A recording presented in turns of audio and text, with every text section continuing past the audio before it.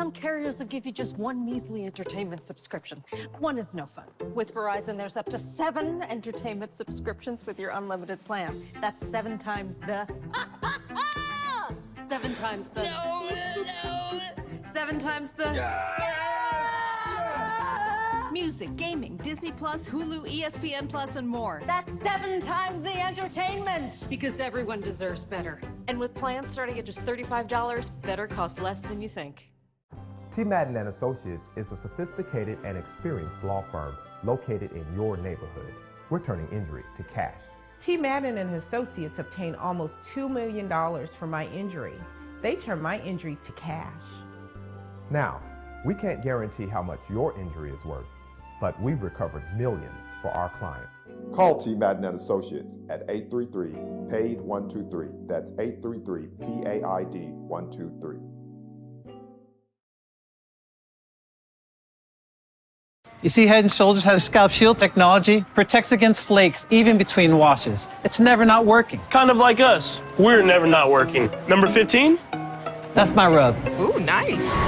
Never not working. Never, ever, never, ever not working. Welcome, everybody, to Juneau, Alaska. I don't like this one. Me neither. Let's get out of here. Dandruff protection that's never not working. Head & Shoulders scalp shield technology. Nope. Nope. Come on, him. Ooh, I like him.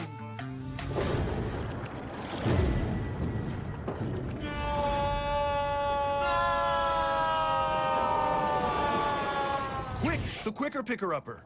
Bounty picks up messes quicker, and each sheet is 2 times more absorbent, so you can use less. He's an 8. He's a 9. Bounty, the quicker picker-upper. It's never too early to plant the seed, to share the tradition, and instill a sense of pride in your HBCU with your little ones. HBCU Pride and Joy Children's Boutique helps you share your school spirit with a wide selection of adorable kids' apparel and accessories officially licensed from your favorite HBCU. Visit hbcupridejoy.com and follow us on all social media at HBCU Pride Joy on Facebook and Twitter.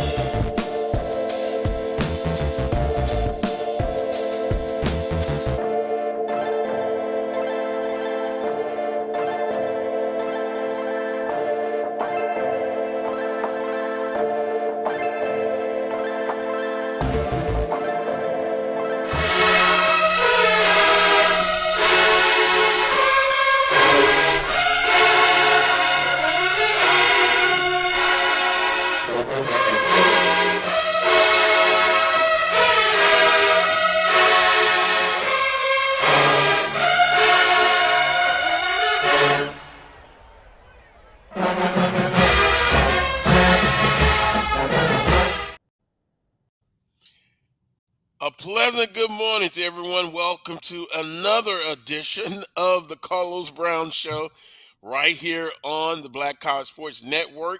It's been about 3 weeks since I've last joined you, so it's good to be back. Let me just, right off the bat, bring in Charles Edmond of the Alcorn State Radio Network. Charles, good morning to you. Good morning, Carlos and the Jaguar Nation and everybody watching out there. How's your Saturday going? Plenty of rain so far, but needed. And so it's a great Saturday. It's great to be back here on the Carlos Brown Show. Charles, we have a lot to talk about. Seems like a lot of things have happened since the last time we visited with each other and with the audience. But as usual, let me just kind of give you the rundown on the guest menu for November the 5th. course, Charles Edmond joins us of the Alcorn State Radio Network. Bryan Fulford of the ONG Strike Zone, the Orange and Green, FAMU alum, has a show on the Black College Sports Network. He's scheduled to join us, and we're going to get him on quickly because his time is very important. And besides, he's got some other things to do. But he'll join us and give us the FAMU perspective. Southern University and FAMU, Charles, a big game, a huge game. I'm not going to say a must game, but it is a big one for the stakes in the West. We will explain all of that to you. And then last but not least, Brandon B.J. Jones of Inside HBCU Football.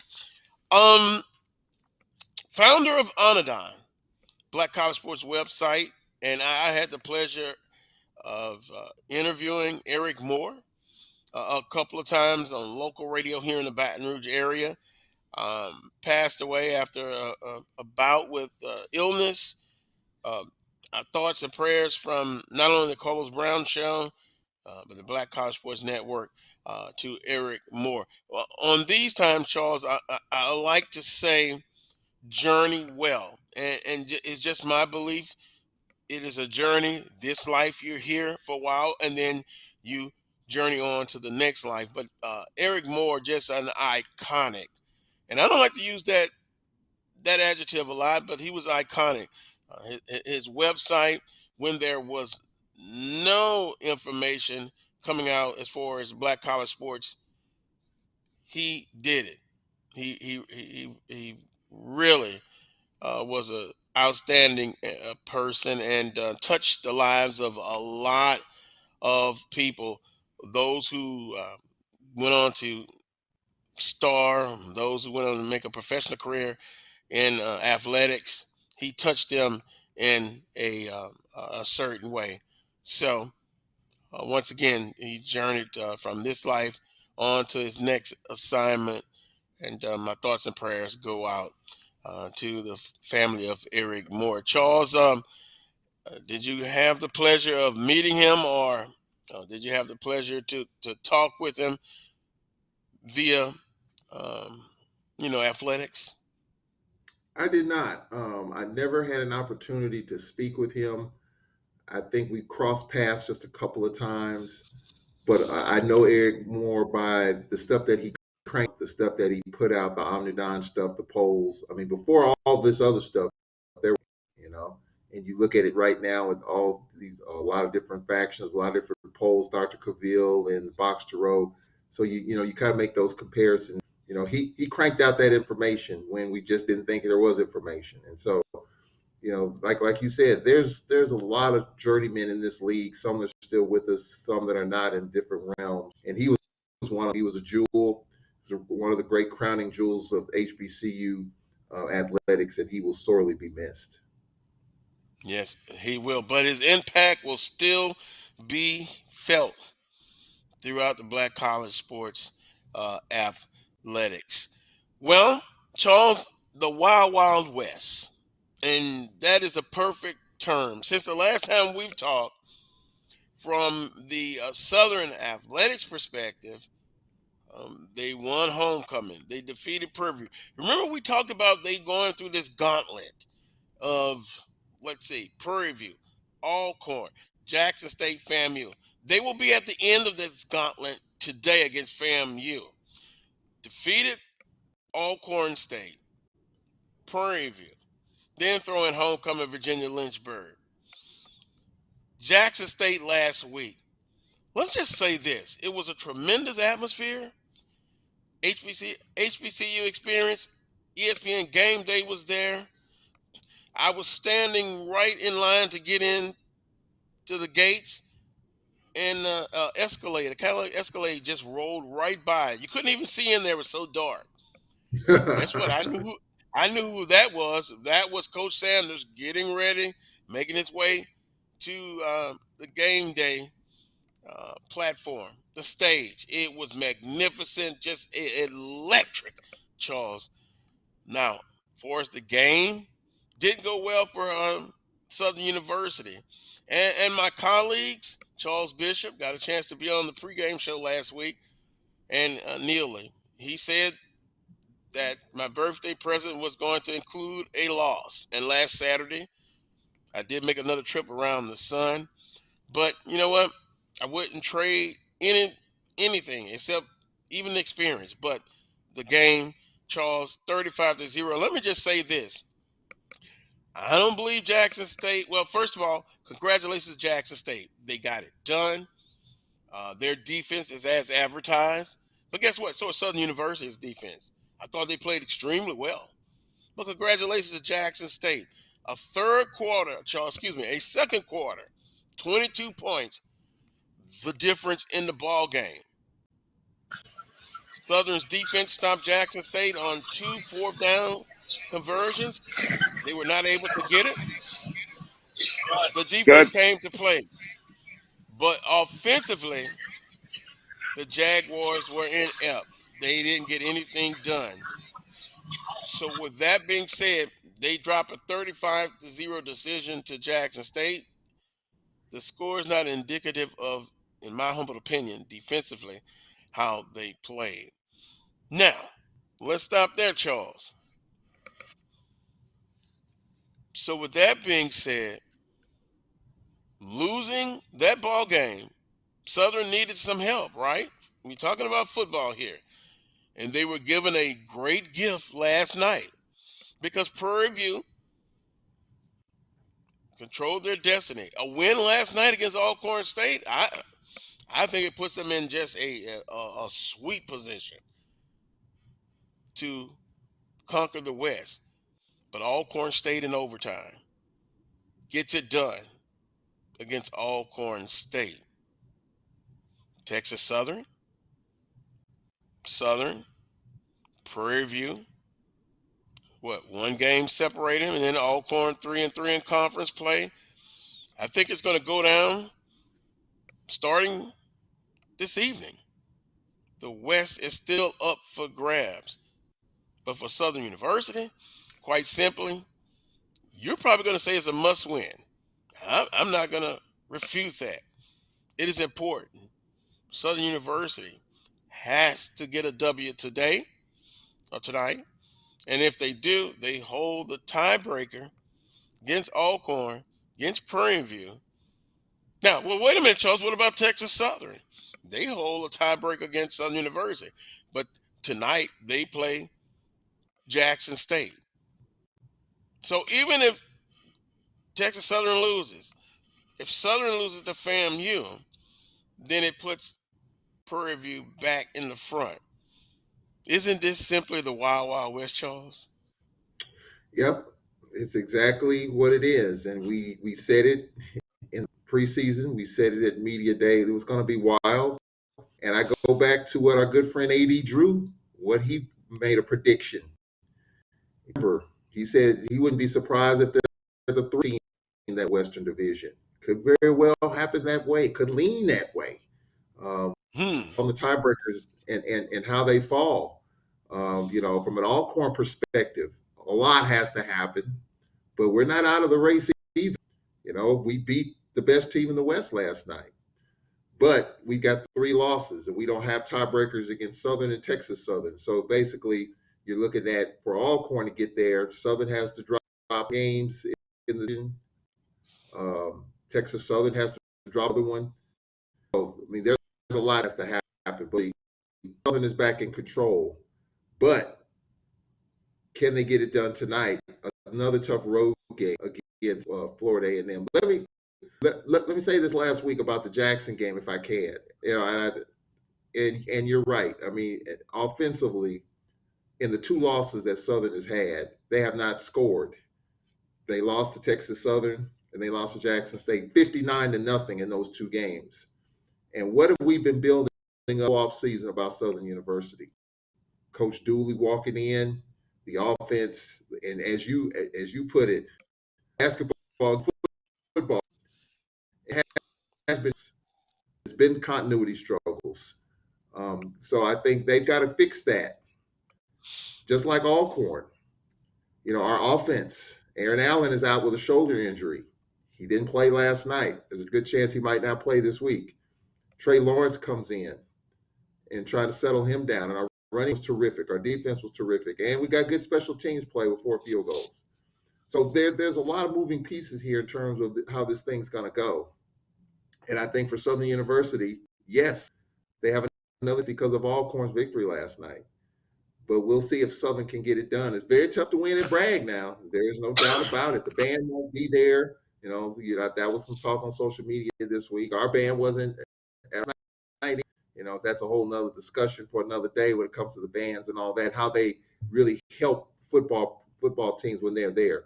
But clearly the West, this is kind of what we expected. Did we expect Alcorn to have 3 losses in the division? No.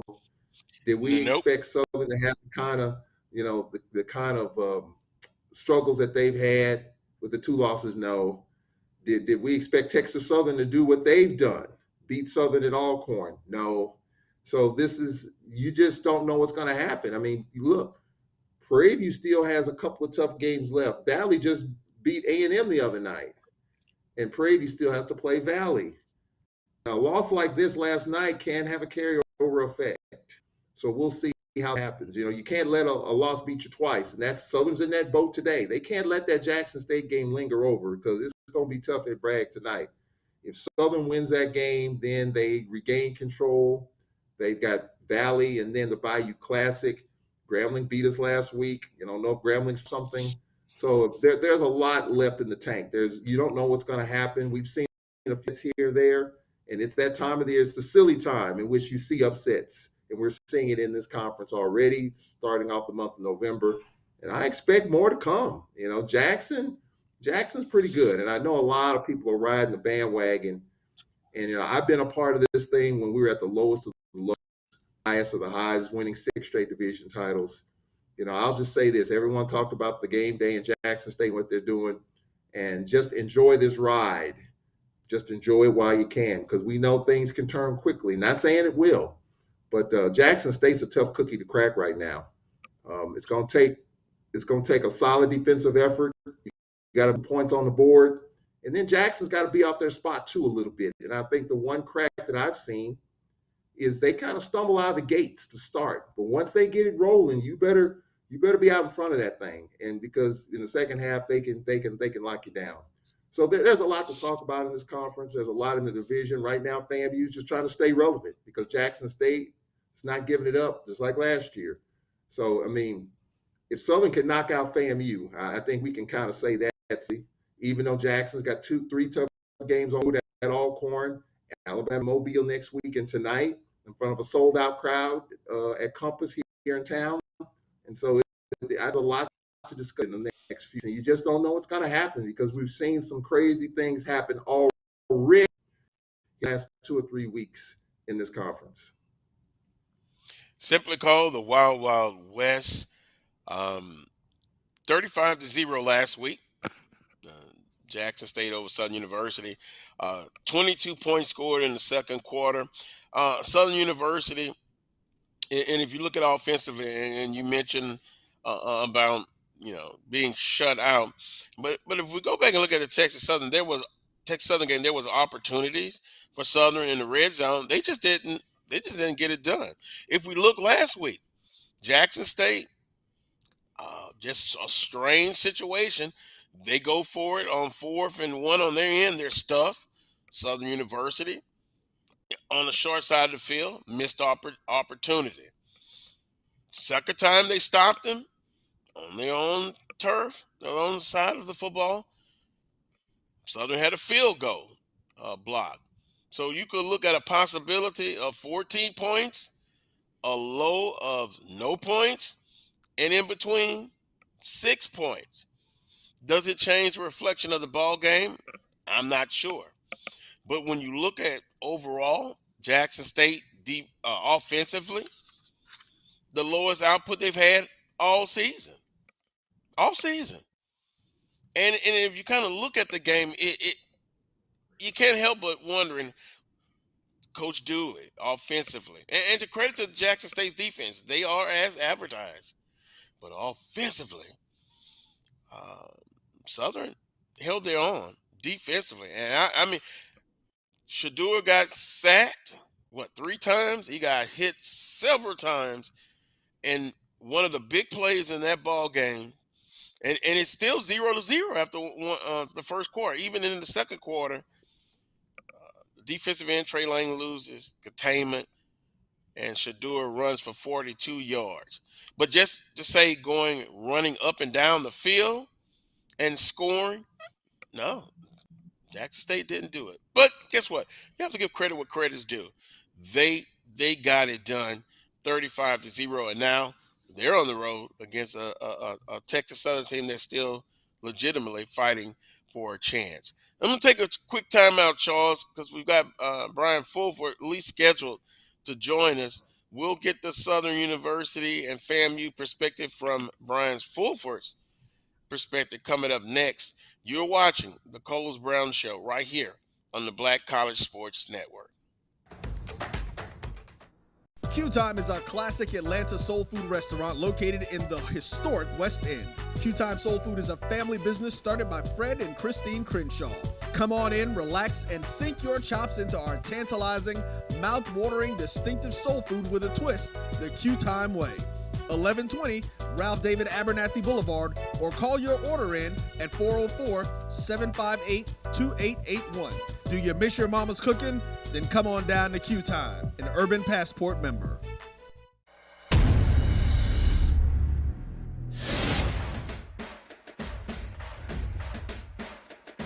HBCU League Pass. Watch your favorite black colleges. Some of the best players in the land. HBCU League Pass. It's game time. I'm proud and I love my HBCU. HBCU League Pass. Watch your favorite black colleges. Some of the best players in the land. HBCU League Pass. It's game time. I'm proud and I love my HBCU.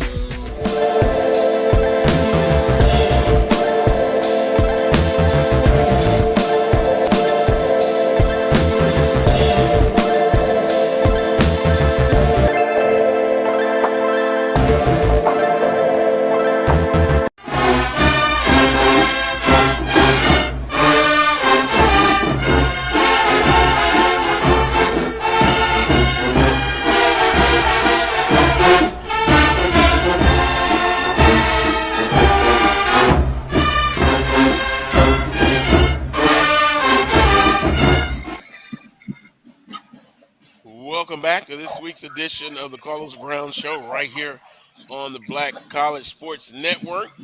Joining me now, a very busy guy, Bryan Fulford of the ONG Strike Zone here on the Black College Sports Network. Bryan, good afternoon to you. How you doing? Good afternoon. Good afternoon, Carlos. Good afternoon, Charles. I'm going to be missing that beautiful sounding band up in Tallahassee. It's a shame that they didn't make the trip. We'll have to have an offline discussion on why that is and what's up with a lot of bands not making trips on road games. That's I thought that was SWAC tradition. Well, Charles is waving his hand. It must be the money. It must be the money. But interesting. I think if you're Southern University, you can find the finances to finance that trip. Just me, but I'm going to get on it. I'm going to find out what really what's going on. I can only speak for trying to find out for Southern Universities, the human jukebox. But pleasure to have you on, Bryan, and kind of give us a perspective of FAMU.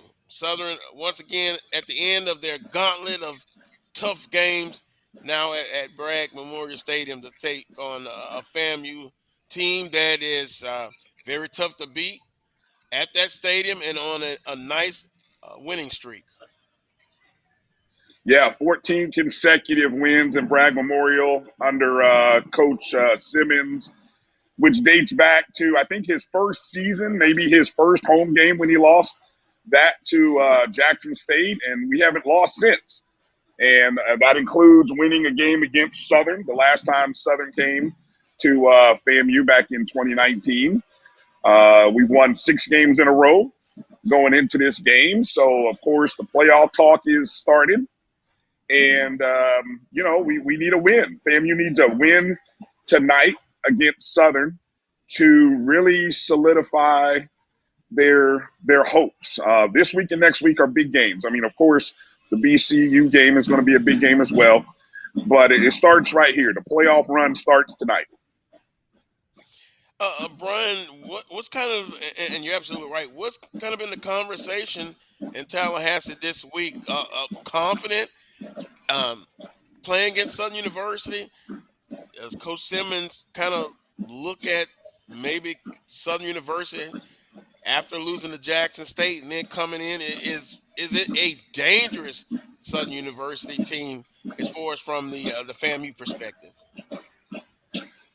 Well, I think the biggest question, and I'm sure Coach Simmons is warning his guys, this is a Southern team that prior to last week against Jackson State, I actually thought they were the second best team in HBCU football, or what we like to say, the best of the rest. I mean, there's Jackson State, who I love the way Charles said they're pretty good. I love that. Pretty good Jackson State team. Yeah, they're a little more than pretty good, Charles. No, I'm just saying. A little shade there. but I mean, look, there's Jackson State, and then there's the best of the rest. And prior to last week, personally, I thought Southern was looking like the best of the rest. And then all of a sudden, you play Jackson State, and I don't know how. Look, we got mollywopped by Jackson State. You guys got shut out. So which Southern team is coming to Tallahassee? I think that's what we want to know. Very dangerous squad. And so I think the message will be loud and clear from last week. We played about as close to 4 good quarters as we played all year. But we had a couple of plays that we made some mistakes. I think we had 3 turnovers in the game against UAPB. A lot of alumni feel like we probably should have put 50 on UAPB. The defense didn't give up any points, so that is looking very positive. The defense has played really well over the last 4 weeks. So a lot of encouragement in that respect. Well, and I'm looking at some of the conversations in the chat room that I'm going to have to address as far as last week. But you know what? Last week is last week. But I'm going to come back to this. But this FAMU team, kind of looking over some of the stats, and you tell me if I'm off base with this. They've struggled running the football, 12th in the conference and running. But Musa and that passing, Xavier Smith, that's their bread and butter. Is it important for FAMU to try to say, hey, we know we're last in the conference in rushing football, but we've got to put together some running effort and be, at least attempt to be successful in running the football against a front 7 of Southern University, contrary to what people are saying in the chat room, the JSU alums, that I think is a pretty good defense, the front 7. Yeah, A.J. Davis for FAMU, the transfer from Pittsburgh, looked really good last week, had a 100-yard game. We know Terrell Jennings and Jalen McLeod, 2 big backs, have had success against a lot of teams. So I think FAMU has 3 good backs. Hopefully all are healthy. And I'm hoping that FAMU decides to commit to the run. And I know that's going to be tough and challenging. But in the fourth quarter, where it matters, hopefully we can wear down Southern and find, 5, 6 yards, which will then loosen up the passing game and allow guys like Jamari Sharee and Xavier Smith to get loose against that secondary of Southern. So that's the hope. Now, whether we can execute and do that is the big question mark. Charles Edmond, you've talked about it. Running the football in this conference, it tends to, when you're able to do that, leads to success. But with FAMU, am I making too much out of it that, hey, they need to run the football? you know, when you're from a defense standpoint, you kind of want to make a team one dimensional. But running the football, is that a key for you in this football game against Southern and FAMU? I do. I do think because there's still the continuity, aspect of it with Southern's quarterback. It's still a work in progress. And Jamie Walker said it at the beginning of the season, continuity. I think there's still continuity questions that still, we got 2 or 3 weeks left in the regular season, it still has to happen. And in order for it to happen, you have to be able to run the football. We've won and lost games, speaking of all Carlos, quarterbacks, either quarterback or the quarterback that we face has thrown for less than 100 yards. Our quarterback last night threw for 87 yards, but yet we ran the heck out of the football and kept ground and pound. You have to be able to do that. You have to be able to stay committed to it. I've been saying it. Teams in this conference don't stay committed when it doesn't work. You got to keep doing. You got to keep ground and pound. And I think so. Southern University, for them to have success, I think they have to continue to stay with the run, even though there are negative plays out there. There always is when you run the football. But I do think running the football, taking time off the clock, keeping this Florida A&M offense off the field is going to be key. Because I look at the team, and I was going to ask a question. I mean, when the season, we all know started for FAMU, all the eligibility issues and minus 20 players in North Carolina, this team has bounced back nicely. What's been the big key for them in terms of turning this thing around? Because in Western Flag, they're right on Jackson State's heels again. Were you able to hear him, Brian? I think we lost him. No, I don't know if you heard the question. Brian, were you able to hear Charles's question?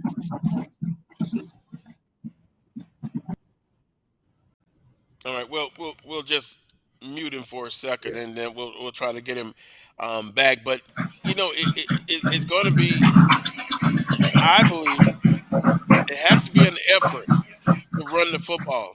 And for Southern University, offensively, Bashawn McCray didn't have a great game last week. Wow, what an understatement, huh? But they're going to have to come out and start fast. But you know what?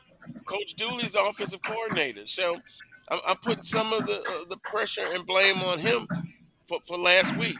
It just seemed like they were being stubborn of trying to do things that would not work, and you didn't see any adjustment because Jackson State defense was pretty fast. And guess what? This FAMU's defense, albeit you know not number one in the conference across all of the defensive stats, to me still a respectable defense. Brian, were you able to hear any of that part about FAMU's defense? I'm sorry, I did not hear you for the last couple minutes.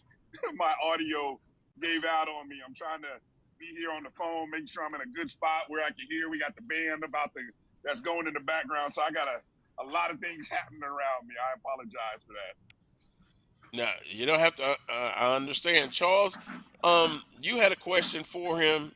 You go ahead and ask that question again. Yeah, Brian, what about fan team?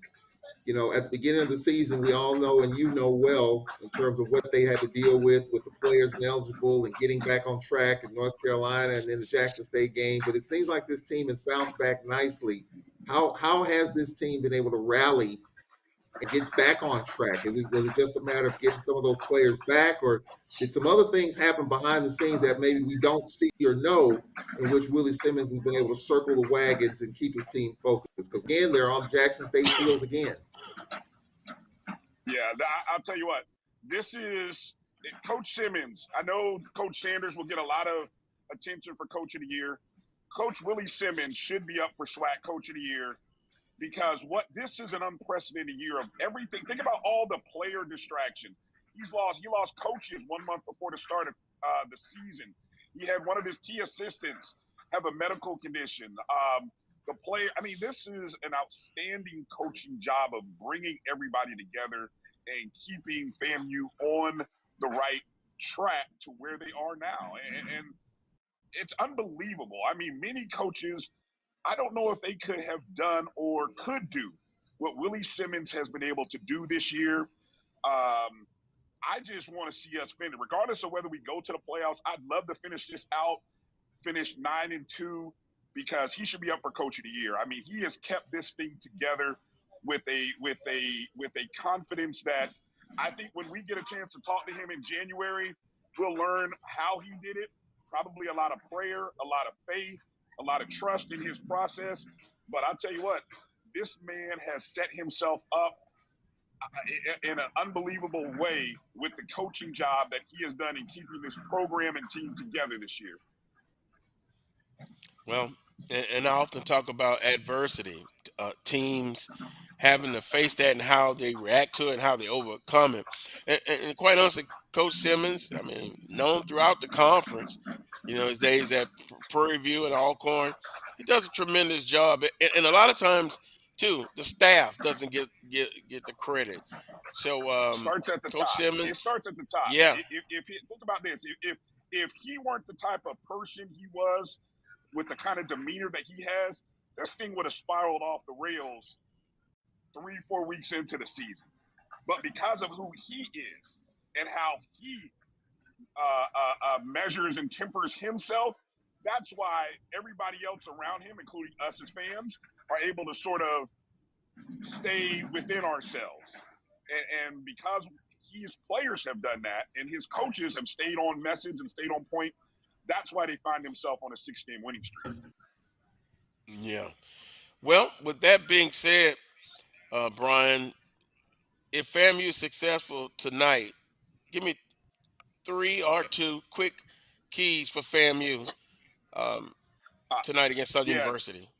Jeremy Musa has to play one of his best games, almost dating back to what he has to play the kind of game where he doesn't have the big mistake that sets up Southern for an opportunity. Second, play calling. There have been some mysterious plays that FAMU has offensively made that have a lot of people scratching their head. This has to be, whether it's Coach Simmons or Coach Lamkeys, whoever's calling the plays, this has to be their best game. No trick plays, no out of the ordinary stuff. So I think we need that to be, we need that to happen. And then, if we can show a little patience with the running game, and I would like to see us run 25 to 30 times in this ball game, honestly.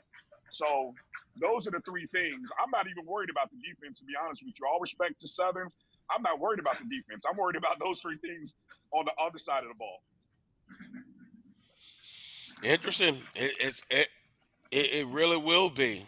So it seems to be Southern's offense.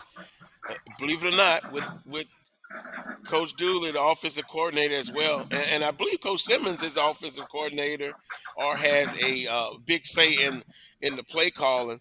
They're going to match wits, but for Southern University, Charles, quite simply, offensively, that is where the concern is at. And you look at this team over the season, they put up a lot of points. 59 against University of Arkansas Pine Bluff, 45 against Prairie View, 0 against Texas Southern, albeit had opportunities to put points on the board. And then last week against Jackson State, 0, but still had opportunities to put some points on the board. So I guess it is a fair assessment. Which offensive team will show up? Bryan, we appreciate it. Quickly, the weather conditions in Tallahassee. Nothing to worry about? You got me. I don't know. I'm in South Florida. It's hot down here. It's hot. I'm sweating in the shade. That's how hot it is in South Florida. So I hope we have good conditions in Tallahassee, to be honest. I didn't even look, to be honest, Carlos. Come on, Bryan. You should be. Well, no. I was going to say you should be used to the heat and humidity of Florida because you never get used to this. You never get used to this, Carlos. Don't let them lie to you. You never get used to this. You just learn how to sweat, where to sweat, and how to pat the sweat. That's it. I've been in Louisiana all my life, and it's comparable. Yeah, you're right. You never get used to it. You're exactly right. Well, Bryan, we appreciate the time, and we'll talk again real soon. And good luck on your production today. Same thing. Yep. All Appreciate right. you guys. Have a good show. Congrats on the win, Charles. Big win by Alcorn. We'll talk offline. Carlos, I tell you good luck, but I wish you good luck next week. All right. I understand. Thanks, Bryan. All right, guys. Have a good show. Talk to you later. All right. Take care. That was Bryan Fulford, ONG Strike Zone, and Charles is heating up in the chat room. Can we kind of look in the chat room a little bit? But first of all, I want to thank everybody for tuning in. Okay, let's see. Good morning to everyone. If you're in Central Standard Time, good afternoon, and you're Eastern. Well, Avis Heath, good morning to you. John Jenkins, good morning to you as well. Let's see what he says, Charles. 35-0. That game wasn't that close. The rain saved the Jags from a 50 piece. Okay, Avis. I've never seen a team that got 35 dropped on them claim their defense played well. Plus, our top wide receiver dropped 3 touchdowns. Guess what? I don't know what game he was watching. You know, I was there until the weather delay. And then after that, it was like many, had to get out. But we look at opportunities, and I've stated last in this hour, Charles, this was the least points or yardage offensive that the Jackson State had gathered. I stand by my statement. Southern's defense played well, but when your offense, which has to help out, is not doing anything, you know what happened? Southern's defense got tired. But did Jackson State go up and down the field on Southern University? No. And all who were there, you saw Southern defense take it to Jackson State's offense. Hey, that happens in ball games. You drop passes. Southern had some receivers drop some passes as well. But I'll give Jackson State credit because they won the football game 35-0. But I'm watching the same game that you watch. I guess it goes, Charles, to interpretation. Electric atmosphere. The bands almost got into an altercation. Charles, it is an intense rivalry. And the next 2 years it's going to be in Birmingham. I can't wait. And that leads me to this question. Southern Knights, the most intense rivalry for Southern University. In my order, and I want to hear from you, my order is Jackson State 1, Grambling State 2, and FAMU number 3. That's the way I see it. But Charles, now on to Southern and FAMU. You know, you've picked against Southern quite a bit lately. So I'm comfortable if you, when it's time for our prediction that you pick FAMU to win, then I'm confident Southern's going to win. But it's a huge ball game, to say the least. And for Southern, quite simply, a loss would really put them behind the 8 ball as far as representing the Western Division. Now, if they win with Valley coming up and Grambling State, Southern University puts themselves in a great position to represent the Western Division and get another crack at Jackson State. But first and foremost, they got to take care of business tonight, Charles. Yeah, they do. I mean, when we saw the schedule, we knew this 2-game stretch Jackson FAMU was going to probably define whether or not state and the champion. I knew that coming in, and I don't change that prediction. I think, as far as an offense concerned, we knew, at least I knew, that Ray was going to be some growing there for a few games. There was me the road against a good defense in Jackson State. The Texas Southern game clearly was a shock, not scoring there. They're a way to score some points because FAMU, Willie's his team can score. So that's the thing. And the two have been outscored for nothing. And defense, I think they got to get offensive with this McRae. I think it's going to be tough at Bragg because you got two desperate teams playing here. If FAMU loses another game, it's probably done. And I would even say playoffs too. And so for Southern University, if they lose this game, they're behind the eight ball again. And with Prairie View's schedule the rest of the way, Valley won the other night. I don't know if the Panthers going to relinquish it again. So this is a huge game. This is a huge game for Southern, just in terms of getting yourself up off the deck, if anything. Braves lost 3 in a row, got off the mat last night, in which really not a lot of people outside of Alcorn expected the Braves to win that game last night, considering the way we've been playing the last 3 weeks. But they did.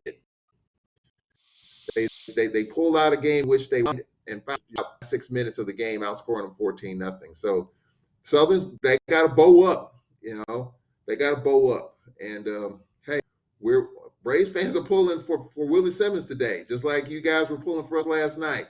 And so this is just a beautiful thing. But, the whole continuity thing to me is underplayed, so far this season with new quarterbacks, injured quarterbacks, different things, different philosophies. It's all still fresh in a lot of people's minds in terms of the way these things are going. So I think for Southern, they got away. And I think what we're seeing is that more teams are running the football. Prairie View ran for almost 400 yards against Bethune last week. So you get the ground and pound works. It doesn't have an expiration date. And I think they're going to have to do that if they're going to have some success game tonight. Well, and I also believe, to me, you gotta be balanced on offense. You gotta be able to run.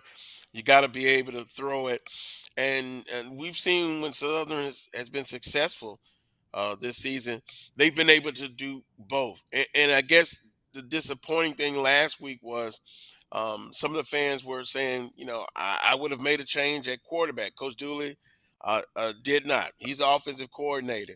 He missed opportunities. But with this FAMU game, we will see, because if you kind of compare and contrast, the only difference is when Southern lost to Texas Southern University 24-0, they had 2 weeks, right, to prepare for Prairie View A&M, and then you saw the result. So they have typically responded well this season. The only difference is now they don't have 2 weeks to prepare for a FAMU team who historically has been tough for Southern University.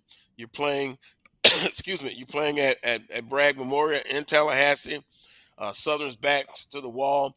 They're facing adversity. This is where you see how a team comes back from all of that. Some people may not be giving them a chance. I like their chances in this ball game because of what is in front of them, that they've just got to be successful. And even if they're not, hey, there still will be a game back against Prairie View A&M, and then of course Prairie View A&M has to play out with Arkansas Pine Bluff, and they've got Valley. Southern has Valley, so it makes the suspense very, very thick here. Can Southern University get it done? Offensively, yes, up and down. Defense and special teams have been solid all year, and they really have. And so Southern's front seven against against FAMU's offensive line and trying to get pressure on Musa, that's going to be the key. Continue to be solid against the run, and I like to look at down and distance in the game. If FAMU's successful on first down and they're getting 5 to 6 yards, that sets them up in a great position. I think you want to get them behind the chains, 3rd and long for Southern University. But again, it goes back to Bashawn McCray and Coach Dooley. because he's the offensive coordinator. They've got to be successful. And one of the things that you saw last week, I'm going back to last week again, Southern, a lot of times were behind the chains. And I think FAMU will take that game plan and try to implement it. Force McCray to make the throws, get them behind the chains, and get them in 3rd and long, and they feel that they're going to be successful. But Southern got to be successful on first down. Can't be behind the chains. Charles, we will take a quick timeout. When we come back, we're scheduling a little bit to talk with Brandon B.J. Jones, but we kind of can get in a little bit more into the specifics of this Southern University and FAMU football game. If you're just tuning in, Alcorn with a big victory over Prairie View. And then, Charles, what was the score again in overtime? 23-16. So thanks for the gift. Yes, and look, win in ways. It's been a brutal 3 weeks around here. Losing on homecoming, losing to Southern, and then losing to Grambling. It's been a brutal 3 weeks. There's no question. A lot of questions swirling around, and I myself and some people have reminded me, and I'm learning this being in this business. When you're associated with these teams and you're associated with Southern, you're Southern grad, so you love your Jaguars. I'm with the Braves. We've been near the top of the mountain or close to it, and it's great when you're there, but then when you're not, it's just as painful.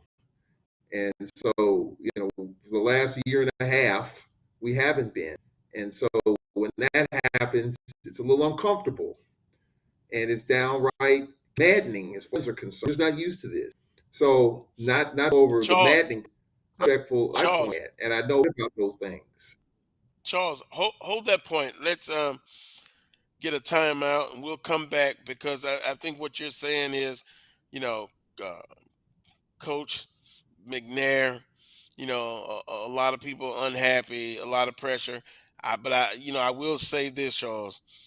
He deserves to turn it around, and I think he can get it done, based on what he's done over the last 6-7 years. And then we'll ask a question.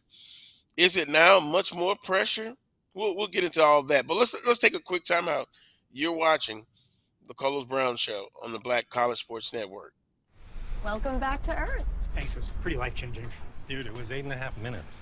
I didn't even get to finish my burrito. Technology lets you vacation in space, but to get work done on Earth, you need more than technology. You need CDW. So with the Cisco hybrid work environment, we can deliver the same network experience to all your offices. Space spaghetti. Securely connecting your team from anywhere. Houston, we have a solution. We get it, Greg. You've been to space. Cisco makes hybrid work possible. CDW makes it powerful. From novice to aficionado, find yourself here. High quality cigars plus personal customer service. Slow Burn is Waco's only mobile cigar lounge, featuring a meticulous, curated collection of premium cigars. Visit our website, www.slowburnwaco.com. That's www.slowburnwaco.com. Now, you can live in Texas and not have a good red meat blend. Texas Cowboy Dust is designed for steak and other red meats. It's out to be my most popular spice blend, made with onions, peppers, ground mushrooms, pink salt, and other spices. Texas Cowboy Dust also goes great with chicken, pork, vegetables, and adds a restaurant quality sheen to gravies and sauces.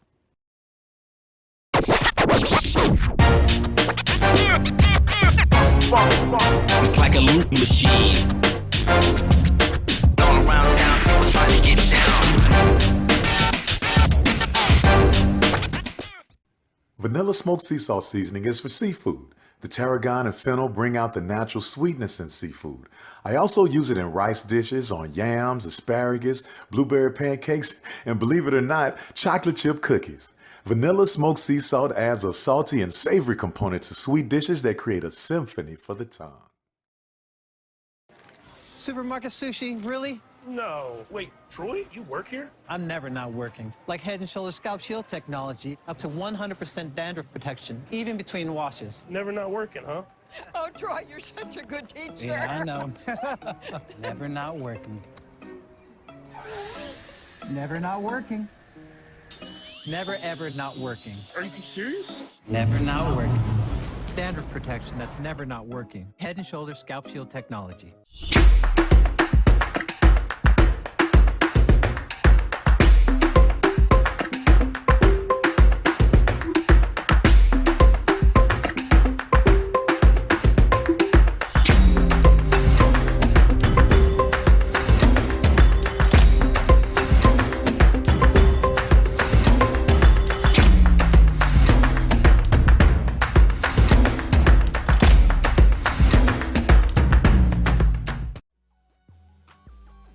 This is the Dean of the College of HBCU Sports, Kenyatta Cavill of Dr. Cavill's Inside the HBCU Sports Lab with Mike Washington and Charles Bishop. Come mix it up in the lab where the course lecture is in session every Tuesday from 6 o'clock p.m. Central Standard Time on Facebook Live, YouTube Spreaker, or the BCSN app, as we discuss all things about the HBCU sports culture, including exploring the week that was in the sporting HBCU diaspora, as well as the upcoming week of HBCU sports. With me, the Dean, the College of HBCU Sports, on Dr. Cavill's Inside the HBCU Sports Lab with Mike Washington and Charles Bishop. Course lecture dismissed.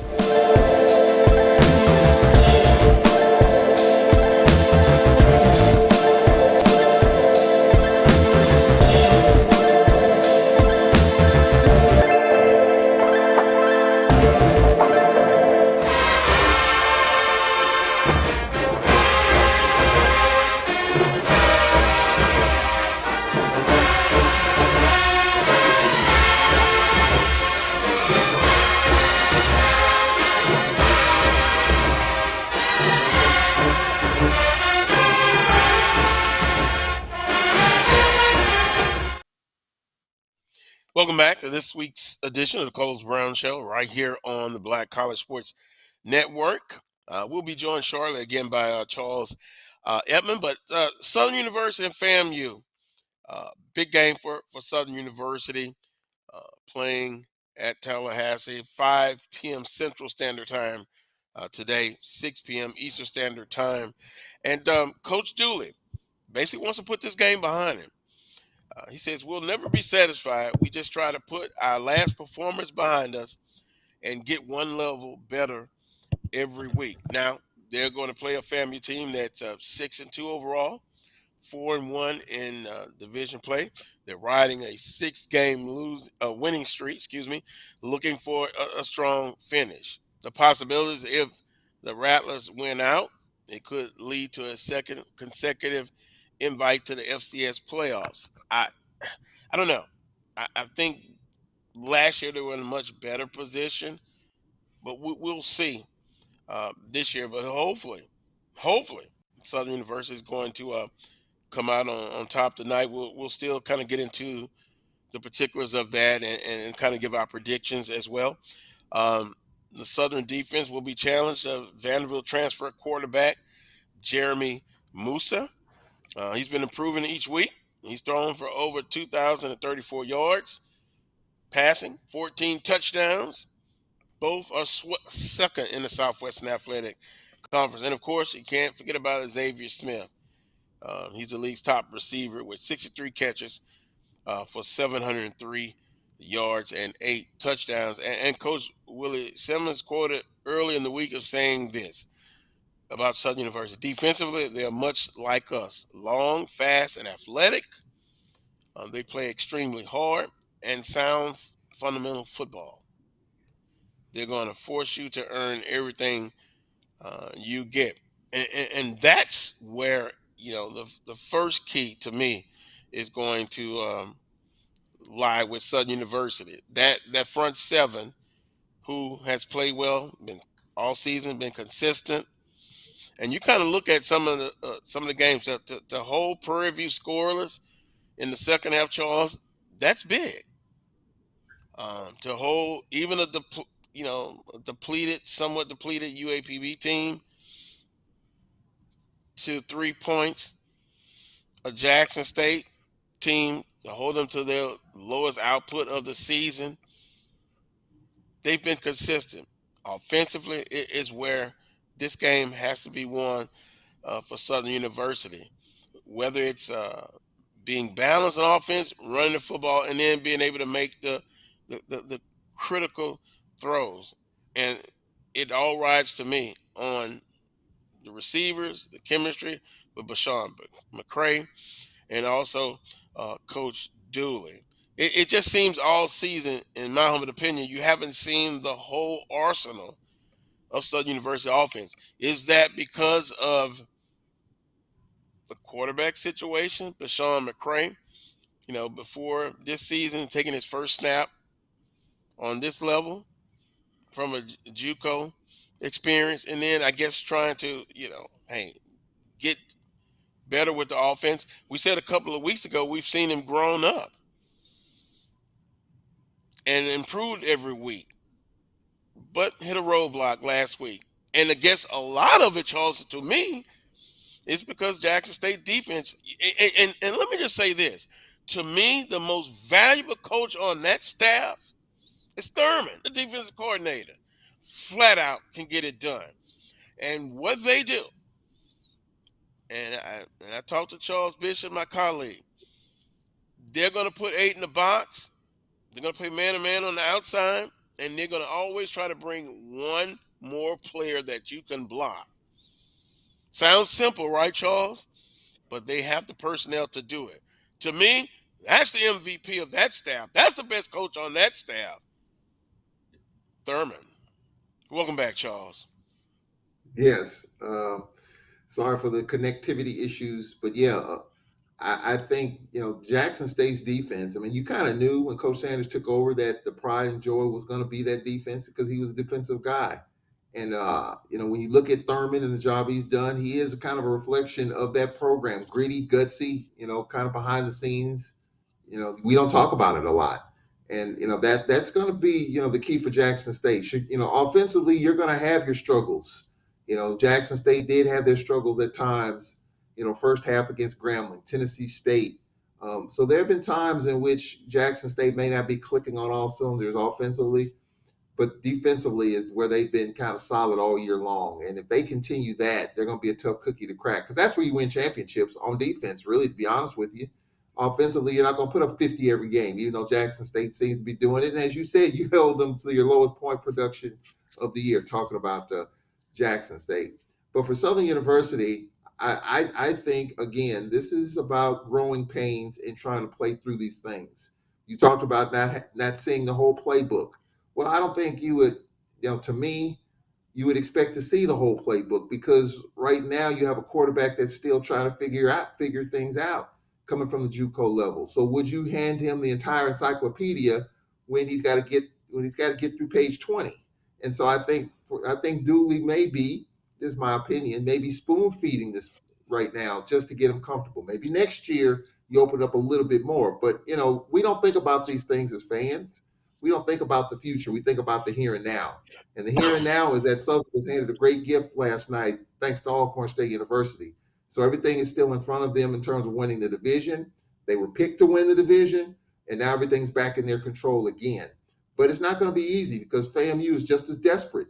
They know that if they lose this game tonight, talking about the Rattlers, they probably won't get there. And yes, they'll take a playoff appearance, but we'll take that. And I'm sure every team in the conference would love the playoffs, even though there's a particular coach in this conference that says we're not worried about the playoffs.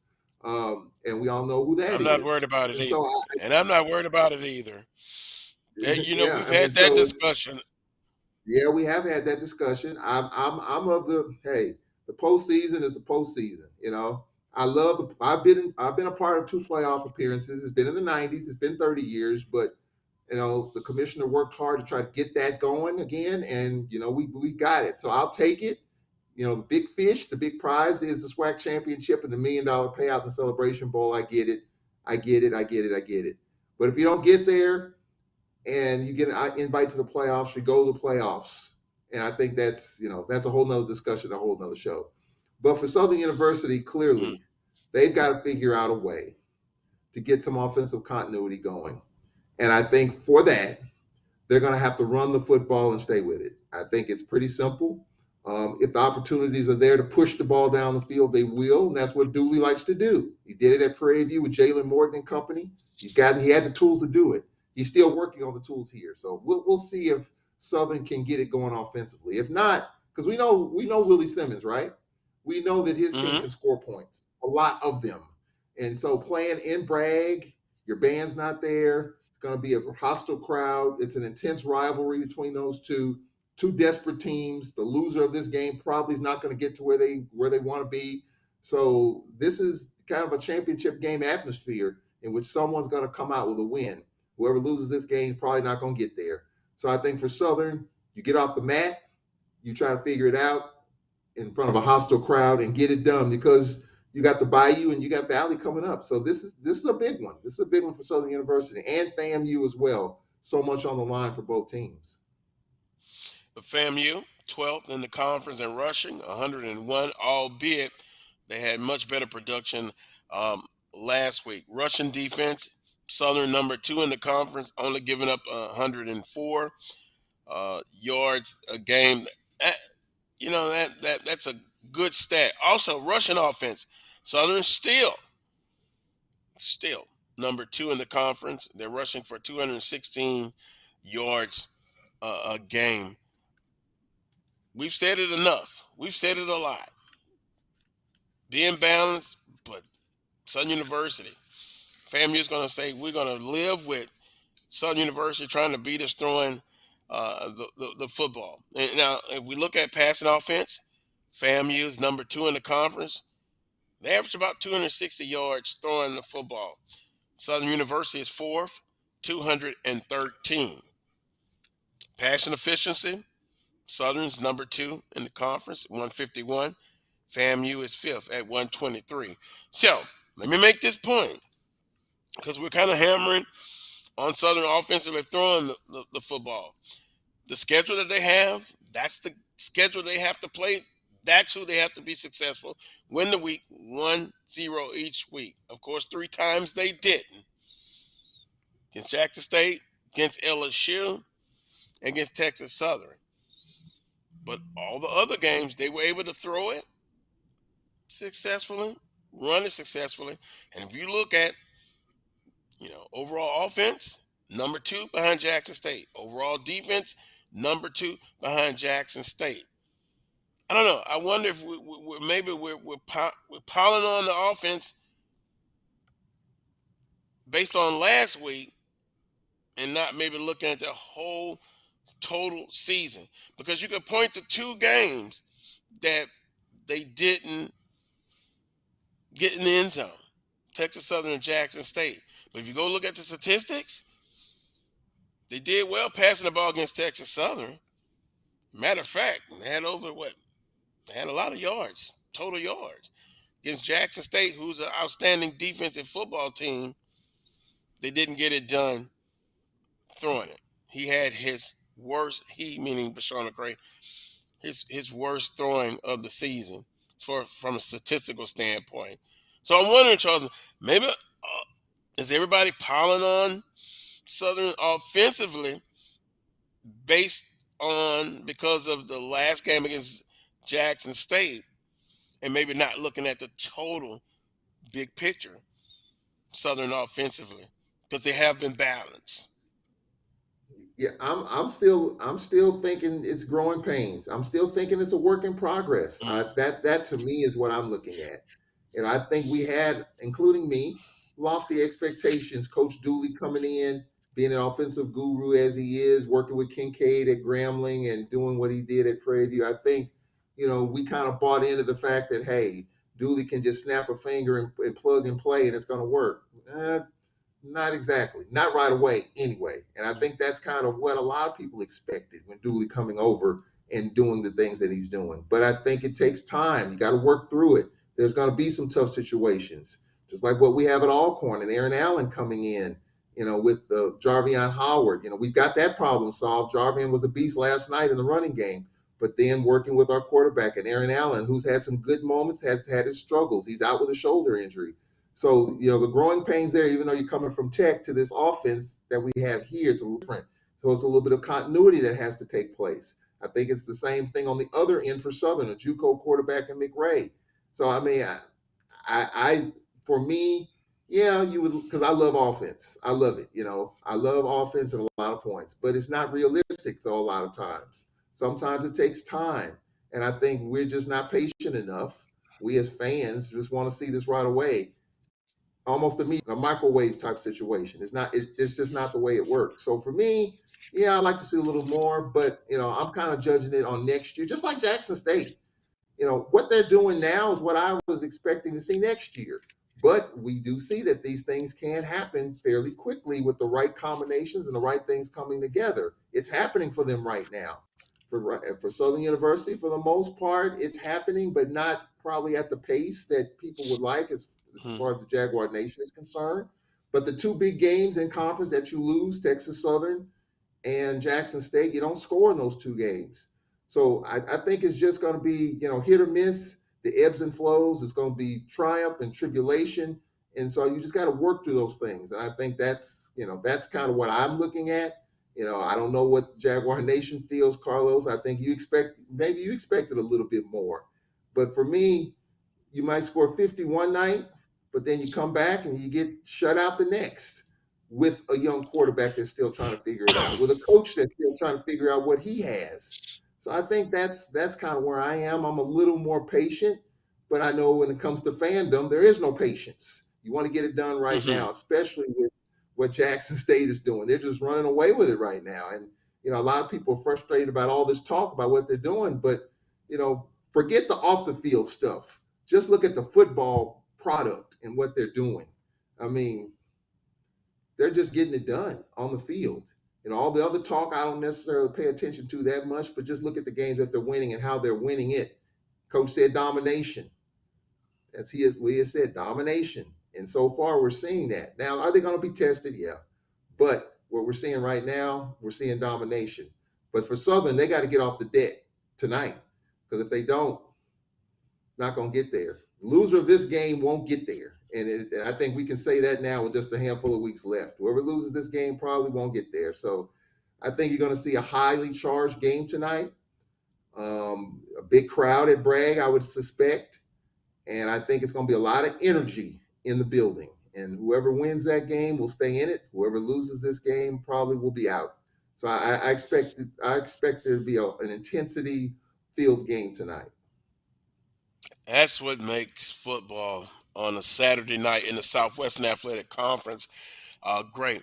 If you look at the standings in the East Division, Jackson State, of course, 5-0, 8-0 overall on an 8-game winning streak. FAMU, 4-1 in the East Division, 6-2 overall on a 6-game winning streak.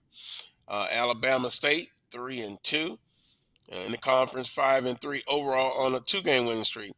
Alabama A&M on a 2-game losing streak, 3-3 in the division, 3-6 overall. And boy, what a shocker! Mississippi Valley State wins their first game, 30-20 over Alabama A&M Thursday night. Then of course Bethune-Cookman, 2-3 in the SWAC, 2-6 overall on a 1-game losing streak, and Valley, of course, on a 1-game winning streak, 1-5 in the East Division, 1-8 overall. Let's go back to when we're talking about, since the last time, this is the first time in 3 weeks, of course, the Alcorn situation, Coach McNair, and the social media, he talks about not going to do his radio show, players coming to him on off of social media, telling them about how fans are reacting. And I'm going to say fans, alums, supporters, disappointing. The disappointment with the record at that point on a 3-game losing streak. Social media, it could be a good thing, then it could be a bad thing, because you look on there and I understand it, the emotional part, that if your team goes on a 2 or 3 game losing streak, we saw what happened after Southern lost 24-0 to Texas Southern. A lot of people got on social media and talked about, is Coach Dooley really the guy for that? Maybe we should have went another direction and got, quote unquote, a former NFL player who has no experience to be the coach. And then you see almost personal attacks against players, coaches, questioning everything. Let me say this, Charles, and you may disagree. You have a right as far as constructive criticism. Yeah, a lot of Southern Knights unhappy about last week against your most intense rival, and you lose that ball game. But I think it becomes a thin line between when you be unrealistic with your criticism, and I don't think you should call out players. You shouldn't. I think coaches have the big boy pants on, at least they should, that they know they'll get a lot of the criticism if things don't go right.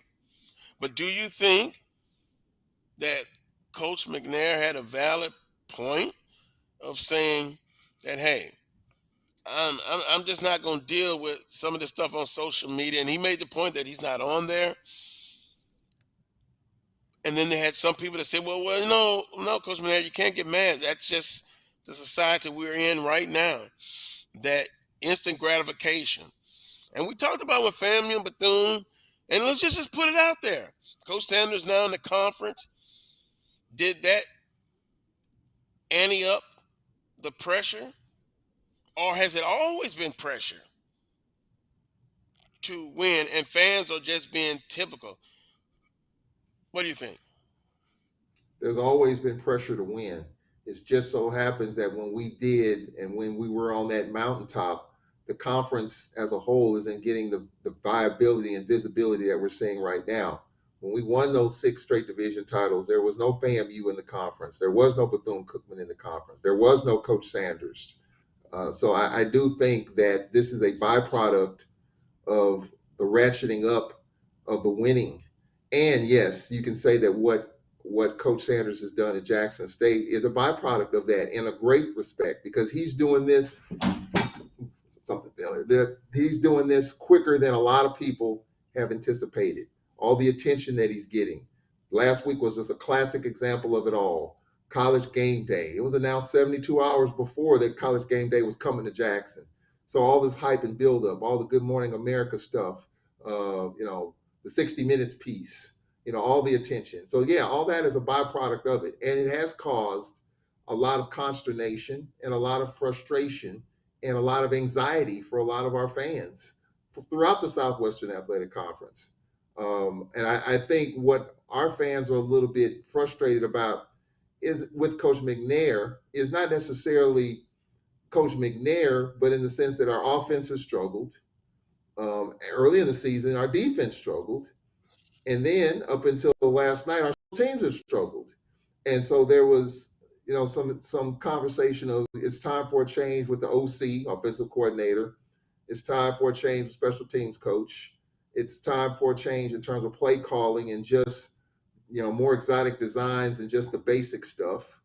And look, we've been doing some of this stuff for a while, but it's just different pieces now. You got Aaron Allen at quarterback. You got Jarvion Howard, who's a beast. But the offense definitely has taken a different look, and it hasn't been as productive. So therefore, when you add all that and the fact that we've lost 3 games in a row, we lost homecoming. The Southern game was there for the taking. Homecoming was there for the taking. The Grambling game, we just didn't get it done from the jump, from the door. That's frustrating for our fans because we haven't dealt with that before. And then you add to the, what's going on in Jackson and trying to get better quickly because they're good right now. And Coach Sanders has been there a couple of years and he's already turned that thing into something to what it is right now. So I think there is pressure. I think because it's happening with a coach and a program that's excelling quicker than what we expect, I think that adds to the pressure. It's always been there, but I think the league at a time that we wanted, Southern was good. We know Southern. We played our first 2 SWAC championship games on campus against Southern University. They were good. Grambling was good. Alabama A&M was getting good. Prairie View was getting good. But now you're looking at something totally different now.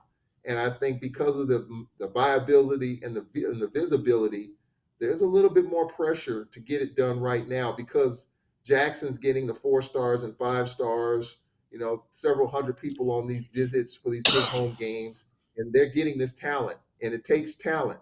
It takes talent to win. And they're getting that. We have talent, but right now it's just been a struggle, the continuity that I've talked about. So I think for right now, Coach McNair's was frustrated. And I think what happened with him not doing his radio show was kind of the buildup that came to an end. I think he probably, and by the way, for the record, I didn't know that it was going to happen. So, people have asked me, did you know that he was going to say what he said? No, I didn't. He just came out and said it, and I had to leave it right there. Some things, you mess things up when you pick it up and try to do something with it you shouldn't. And, could I have added to it? Sure.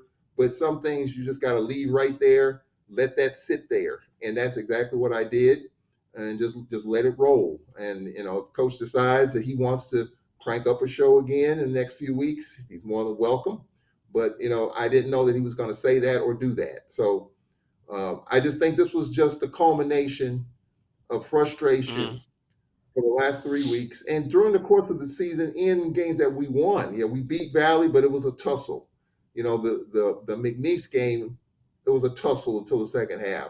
So I think fans expect one thing and they're seeing something else, and they're frustrated about what they're not saying or what's not being done. And social media is the platform to make your feelings known. And I think Coach McNair just had enough of it as far as the players are concerned. Now, yes, unfortunately, with social media, people's views are going to be heard. It's just the unfortunate beast that we have called social media. It's great when you're winning. It's nasty when you're losing. And right now up until last night, we're going through that nasty cycle. We lost 3 in a row until last night. And it's tough. I can tell you this, it is tough. But winning helps a little bit. We won last night. One of the big wins in the league this year was last night, Alcorn beating Prairie View. And, we're at home the next 2 weeks. Hopefully we can get it done against Bethune next week, and things will settle down a little bit. But I do feel like some of our fans, and I talk to them, they say, hey, no matter what happens in the next couple of weeks, some changes are going to have to be made. Fred McNair said there will be no changes. He has said that publicly. And so we'll see how that develops once we get to the end of the year. But it's been a tough cycle, Carlos. It's been really tough. We've won some, but we've lost a few that we probably shouldn't have lost. And it's frustrating for everybody, including Coach McNair and the players and the fans. And that frustration is coming out via social media. And so that's just the ugly, nasty side of it. Hopefully with this win, it'll settle things down a little bit and we can get back to something else. Probably not, though, because I talked with some fans last night. Yeah, we won the game, but still, and even on social media, you read the post, yeah, we won, congratulations, but still, in my mind, nothing has changed. And that's what you're going to get. You're going to get that. So you just have to roll with the punches. You got to deal with it and just do the best that you can from your side of the fence, which is the coaching side. Make the decisions you feel like are in the best interest. Coach is doing that, and we'll see what happens here as we roll forward. But it's been a tough month for this Braves football program. There's no question about it. Well, I bet you it's crickets now, because after a big win last night, you don't have that same energy. I guess from that perspective, because I think back, I'm a member of some group text messages, and it's interesting when there's a loss, there's more activity, there's more energy. I guess that's the nature of the business right now. When you win, you hear more from, you don't hear as much. Like after a big victory at Prairie View A&M, you didn't hear you didn't hear much. But when you lose, that's kind of when you hear it.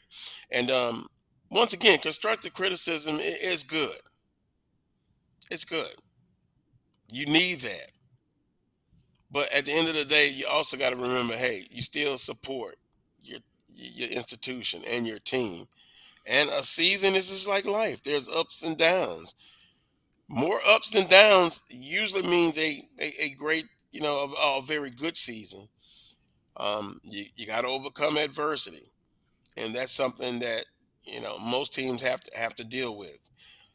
In the West, if we look in the Southwestern Athletic Conference, Prairie View, 4-2 in the West Division, 5-4 overall on 11 on a one-game losing streak. Southern, 3-2, 5-3 overall on a one-game losing streak. Texas Southern, 3-2, 4-4 overall on a three-game winning streak. Then, of course, Alcorn State, Charles, 3-3, 4-5 overall, now on a one-game winning streak.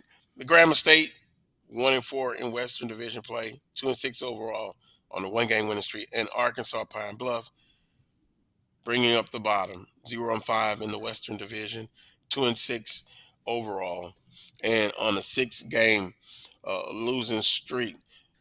Charles, as far as games today, we know we've got some big ones. We got some big ones. But what game stands out to you today?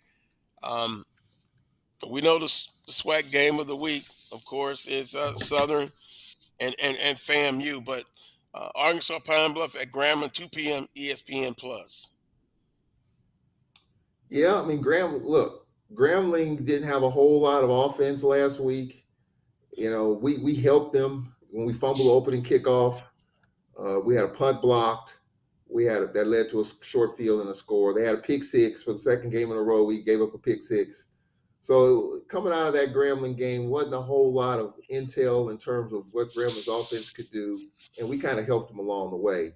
I still think it's a work in progress there for Grambling. I think their running game is pretty decent. I think they want to slow the game down and just try to figure out a quarterback. They played two last night. It was confirmed to me, by the way, that Grambling did have 6 quarterbacks on the roster. It was confirmed by a very good source. I had heard it in the spring, and it was confirmed last week that they had 6 in camp. So my source turned out to be true, and they're still trying to figure it out. For UAPB, that program, I like Doc Gamble. I think that Alcorn game knocked the stuffing out of that program for the second year in a row. And they've got to figure out what they're going to do in terms of where they want to go with a football coach. Is it going to be another collegiate coach, go to the high school ranks or JUCO? I don't know what that program's going to look like, but it's definitely going to take on a new meeting with a fairly new athletic director there. I'm going to say that Grambling probably has maybe 1 or 2 more pieces. They got some pretty good receivers that go get it too. So I'm going to give the edge to Grambling in that game. So in other words, they'll be on a 2-game winning streak next week. I like Grambling State in this ball game as well, although you never know. It's been a wild, wacky Western Division season, and particularly the last couple of weeks. But Grambling State should, if they don't take them lightly. You're coming off a big victory against Alcorn State. Let's see where the mindset is. Like that taste of getting a victory, and they're going to come out and put together another good effort. So I like Grambling State in this game. 2 p.m. ESPN Plus. Alabama State at Bethune-Cookman, 3 p.m. HBCU Go. Alabama State been pretty solid. Had a tough loss against Jackson State. They're going on the road. Let's see if they were able to go in and get a road victory. I'm tempted to say Bethune-Cookman, as much as they have not had success, that they may get it done. But I'm gonna go with Alabama State in a close one. Bethune-Cookman has been putting up a lot of points as of late defensively. Been giving up a lot of points, but Alabama State, they're kind of like, to me, they're not where they're gonna be, but they're not where they used to be with Coach Robson and the new staff. They just kind of been consistent. I like Alabama State to go in and make it a low-scoring game, and defensively, I think they get it done. So I like Alabama State. Well, Bethune scored over 40 points against this Prairie View team last week and had a 35-21 lead. at halftime. And so this Bethune team, you got Jalen Jones over there. And I do think, from a mental and emotional standpoint, Bethune's playing through some tough situations. Remember, they had the hurricane, they were displaced, the campus Right. was, impacted by that. And I don't know if we're really talking about that, just the mental toll and just trying to plow through the season. They're playing with a lot of height, a lot of pride and grit and determination. And it showed against Prairie View last week. I think Bama State is quietly getting some things done there. They won a tough game at Texas Southern. They won the Magic City, had Jackson State on the ropes a little bit. I think quiet, as they say, quiet as is kept. I think Eddie Robinson Jr. is doing a nice job there at Alabama State. Dr. Cable, I saw him holding the Magic City trophy on social media. He was all smiles. So all's good in Montgomery. I think Alabama State's going to win this game. I think they're playing with a lot of confidence right now. I think they'll go down to Daytona and get it done. I like Alabama State in this game. Well, we both are in agreement on that. And yes, to your point, Bethune-Cookman, yeah, they're scoring a lot of points, but they're also giving up. And maybe what does that say? Because about Prairie View, because they had to come back and defeat Bethune-Cookman, and then last night losing. So maybe the pressure's kind of maybe getting to them, maybe not. I don't know, but it'll be interesting to see what Prairie View does going forward. Jackson State at Texas Southern, a sold-out stadium, ESPN Plus, 6 p.m. Jackson State, we know who they are. They are the number one team in the conference, clearly.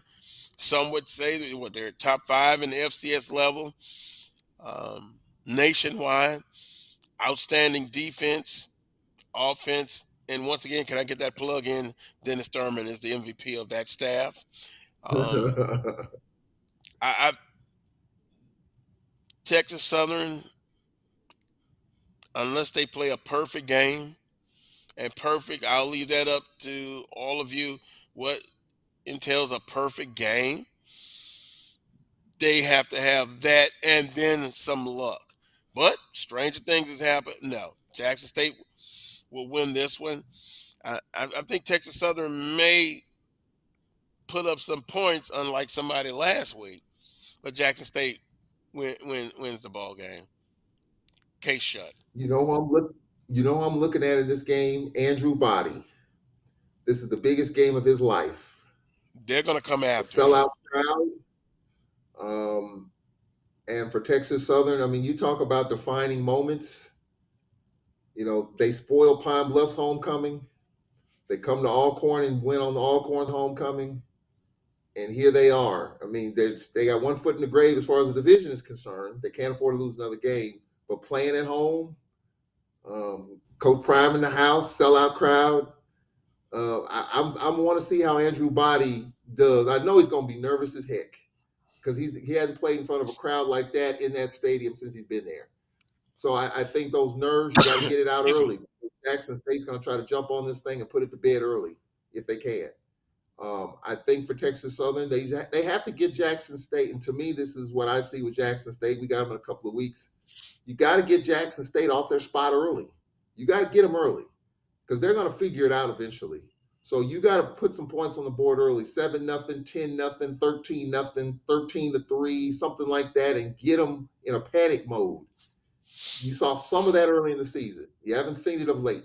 And I think for Texas Southern, they're going to have to do that. If they don't, if Jackson starts fast, it's over because their defense is just not. Their defense is suffocating. They're just not going to let you get back in the game if that offense is going. So I think for Texas Southern, they've got to put some points on the board early, get Jackson off their spot, maybe create a turnover, put Shedeur Sanders on his back a couple of times, rattle him a little bit. That's what they have to do. And I think if they do that, get them off their spot, and if Body doesn't make mistakes, that's part of the Braves issue too the last couple of weeks, turnovers.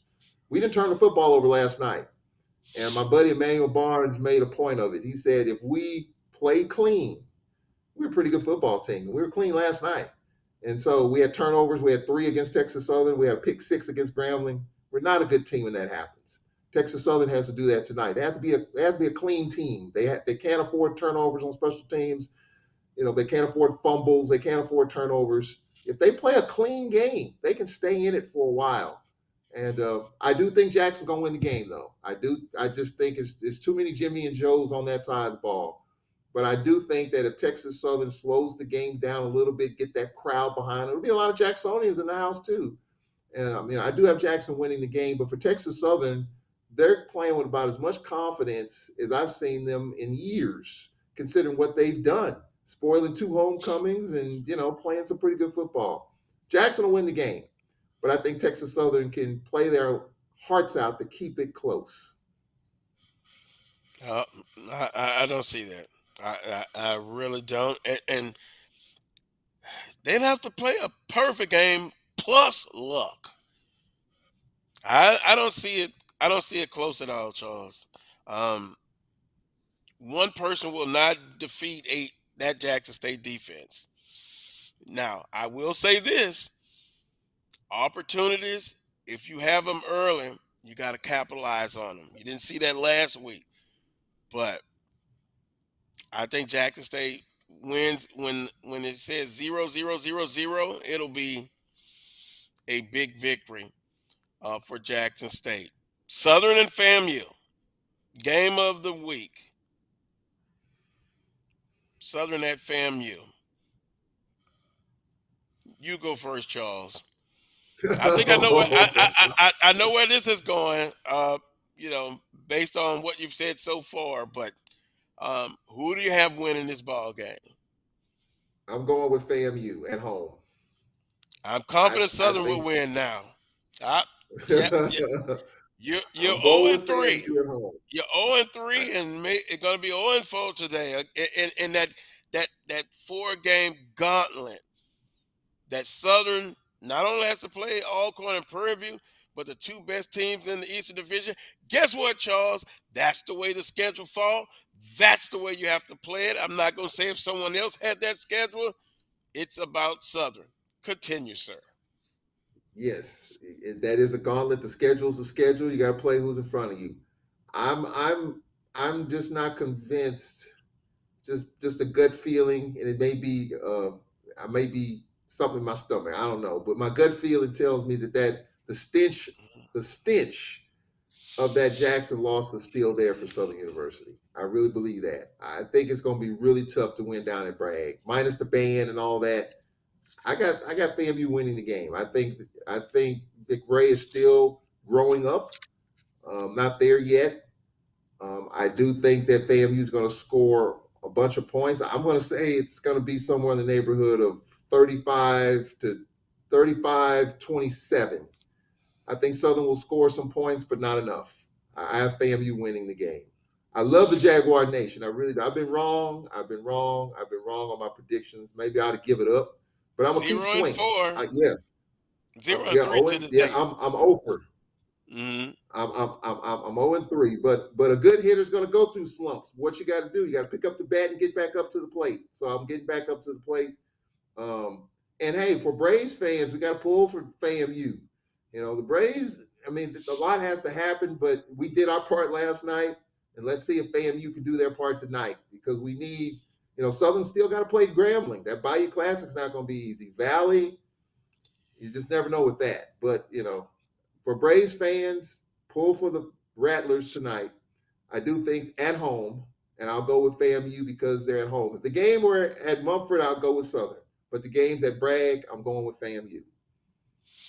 Well, I think last week is in the rearview mirror, as Coach Dooley would say, because you have to. You got to have a defensive back mentality. I just gave up a 75-yard touchdown. Am I going to be focused now ahead of me, or I'm still going to be worried about giving up that 75-yard touchdown? I lost that battle. I got to move on because if you have that mindset of still thinking about the stench of last week, you've lost already. Southern has in front of them an opportunity. And even if they would have won last week, it's still going to be tough to win in Tallahassee. That's not going to change. That isn't. This FAMU team, I think Southern has to really continue defensively to put pressure. And I like the guys on the end. Now, Jordan Lewis, and by the way, if it was up to me, Jordan Lewis, I did get a chance to see that video on social media. Let me say this, and I was on the OG Strike Zone show. If I was a coach, and I'm not the coach, and if this rubs people the wrong way, I'm sorry. But an apology to Jackson State. And look, I don't care if who started it first. Guess what? I have my standard. A public apology since you went on via social media or written letter to the administration of Jackson State, to the coaching staff. And then not only that, you're going to have a letter to Southern University's coaching staff and the university. And I know he came out with an apology via social media. I get it. But then also, if I'm the head coach, and I'm not, it would be a 1-game suspension. And the way I saw it, it could be a 2-game suspension. But anyway, I wanted to get that off my chest as well. But back to the game. Southern has an opportunity in front of them.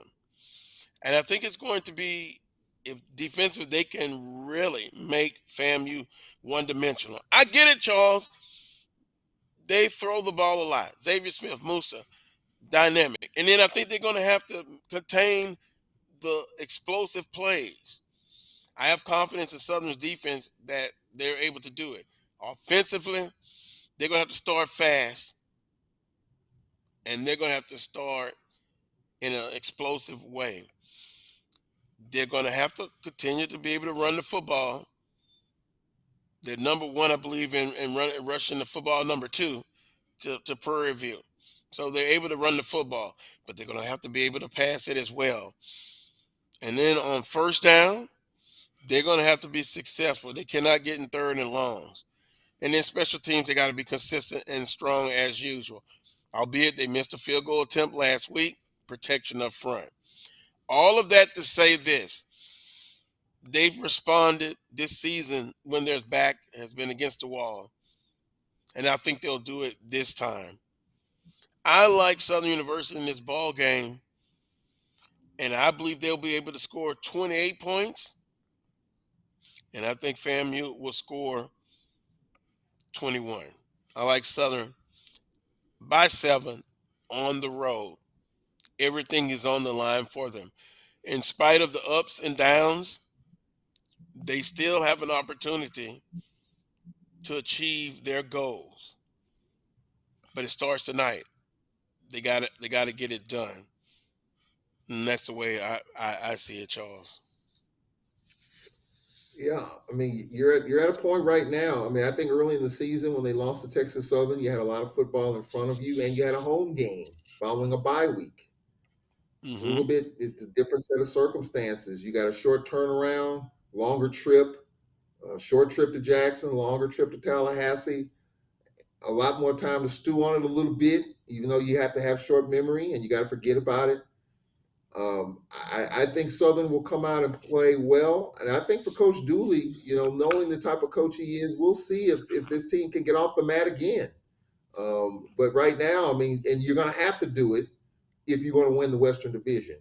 Southern was picked to win the West. So there's a lot of expectation that Southern will get off the mat. And they control the West right now.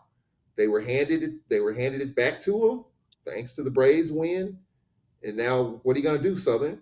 You're going to take the baton and run with it, or you're going to drop it again? Because if you drop it again, someone's going to kick it down the road, and you may not be able to catch up with it. It's going to roll down the hill, and you may not catch it again. Yeah, you got Valley. Yeah, you got Grambling. Prairie View's got Valley and UAPB. Anything can happen. We've seen some strange things happen in this league the last few weeks. But you've been handed something yet again. And if you drop it yet again, are you going to be able to get it back a third time? Typically in sports, that don't happen. So Southern has a golden opportunity tonight. I just think it's going to be tough. They're playing a FAMU team that's rolling right now. They're at home. They got a lot at stake. Because if they lose, it's over. in terms of winning the East. It's not going to happen. Playoffs, maybe. And I think you said in the last hour, it's a little bit different this year. You know, you haven't heard the playoff chatter this year with FAMU than you heard last year. You kind of felt and read about the momentum for the FCS playoffs last year with this Rattler team. You don't quite get it this year. So I don't know. You know, if FAMU don't win this game, they won't win the East, and the playoffs might be out of reach as well. So there's a lot on the table for both of these teams. I'm just going with FAMU because they're at home. And sometimes when you're the home team, that counts for a score advantage. And that's why I think FAMU will win the game. Well, they have a great home winning streak. Didn't help Prairie View as far as being at home. Sometimes you gotta get that tough victory on the road. This is the opportunity to do so. If we kind of can look back a little bit, but then look ahead. Most disappointing team, because you know we had our predictions at the Black College Sports Network. Southern picked to win the West. Jackson State picked to win the East. Right now, the East it's over with, but the West, of course, you still have some games to be played. Most disappointing team. I'll go first. In the chat room, if you want to chime in, you can do so as well. I'm going to say Alcorn State because you know why, Charles? A lot of people have them second, but there was a lot of conversation about being first. Even some Southernites said they would have had Alcorn picked first. Still got a few games left. Alcorn now in the West, year two. It seems to be a little bit tougher for Alcorn State. In the East, prior to FAMU and Bethune-Cookman, Jackson State has gotten better.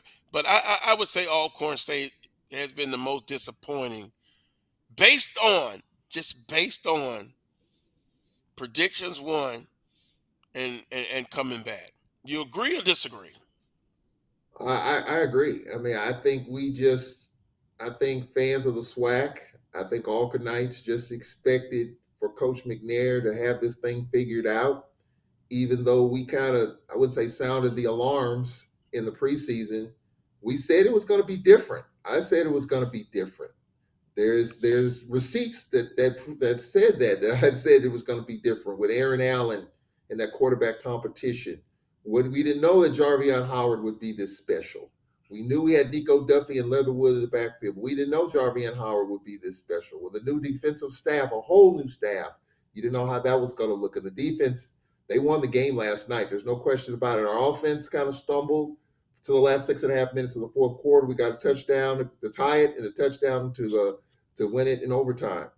So yeah, it was different. It was a whole different feel, a whole different look with a new quarterback that wasn't on the roster last year in Aaron Allen. So it was going to be some tough pulling that's going to take place with this program. But yet people felt confident that Coach McNair and that staff would be able to figure it out. And so this year's been tough. But I think a lot of people expected it to be better than what it is. So I would definitely agree with that. We've had a bunch of injuries and every team has them, but I think the growing pains that we've had has taken a little bit longer to kind of fester and develop. You know, the losses that we've had were very winnable games. Southern game was right there. We don't pick up a fourth down. You know, we had the pick six against Texas Southern. You know, we gave them some points off the bat there, and then Grambling, we know what happened there. So, look, this was disappointing to say the least. And I think for Braves fans, this is something that they're not used to. So I do think that if you're talking about disappointments, you talk about predictions, I would say that Alcorn would be right up there near the top, because I think what we've done 6 out of the last 7 years, you just expect it to happen again. And it hasn't. It's been tough sledding in all phases. So yes, I would agree. I knew it was going to be different. Did I know it was going to be this difficult? No, but I knew it was going to be different. I knew it was going to take some time, but the way that we've lost these last three games, I didn't expect that. And I think that's kind of what's disappointing to all of us, including me. But you pick yourself off the deck. You win. You lose some games you didn't expect to lose, and you win some games in which a lot of fans didn't give you a chance to win at Prairie View on a Friday night. It just shows you just how wonderful this thing is and how crazy it is. But yeah, to answer the question, I would say the Braves. I think a lot of people did not expect for the Braves to be in this position. So I would definitely agree. As a person that sees it and feels it every day, it definitely is strange to say the least. Honorable mention, I would say Bethune-Cookman, and I know they went through a hurricane, and then based on last season, then Alabama A&M also. Look, they retooled through the transfer portal. Their whole football team, basically, they lost Thursday night. They got an opportunity coming up next week against Jackson State and Mobile. I think you have them as an honorable mention. Probably most I would improved. I say have to say I would say Texas Valley, Southern. Carlos. I would say honorable mention for Uh, me, Valley. And I know I just look, we're looking back. When you think about what I said in July and August, and I thought Now wait a Valley minute. would be the spoilers of the all. Wait a minute, Charles. We're talking about Valley as most. Wait a minute, not most improved, but disappointment. That's what Yeah, you're saying there. yeah, Oh, Valley. okay. Honorable mention. Yeah, Okay. yeah, Continue. yeah. I, I Honorable mention. I thought I heard you say Yeah, something honorable else. mention in terms of the disappointment category. Yeah, I would say Valley. I had Valley doing a lot better than what they have been. Yeah, it was a great win on Thursday night, but it's late, and you got a new AD there. I'm hearing some rumblings and some grumblings from folks up in Edabina. I don't know what's going to Uh oh. happen Here, with here we Dancy and go. that. Yeah, Here well, we I'm just go. saying. I'm just. Hey, this is November. We're getting into the silly season. We've seen a lot of coaching changes already in college football, including in the Southwestern Athletic Conference. Yes, we can talk about. I mean, this is what I'm hearing now. I don't know if it's going to happen or not. I don't want to see any coach lose their job. I mean, because they have families. I get all of that, but we all know in the coaching profession, you're hired to be what? We all know how that goes. But Mm-hmm. Valley to me was a team that I saw last year that could make a push and win more than 3 games. And for them just to get their first win of the season, here it is, the first week in November, it's surprising and it's disappointing if you're a Valley fan. So that I would put honorable mention Mississippi Valley in part for selfish reasons, because I thought, based on what I saw last year, that Valley would push some people and have some more wins in the books, but it hasn't happened. So to me, I would put Valley in that honorable mention in terms of disappointments. I would put them up there.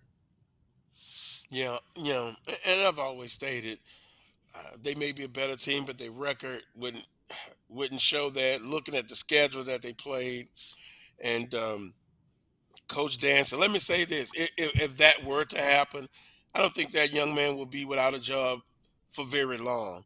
Talented, up and coming coach. He's just in a tough situation. He really is. And what do we say after every ball game? You've been in a tough ball game. We can look at some of the games that they've played.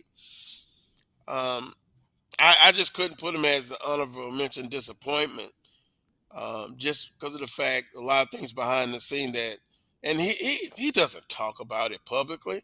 Everybody knows the situation that they're going through. You just kind of hope that one day soon things will be better as far as from a resources standpoint. But I tell you what, Coach McNair, Coach uh, Dancy, if something were to happen, wouldn't be without a job long. Wouldn't be out of a job long at all. Because I have much respect for what they've done and what they're doing. Now, most improved is what I was going to say as well. I'd have to put Texas Southern up there.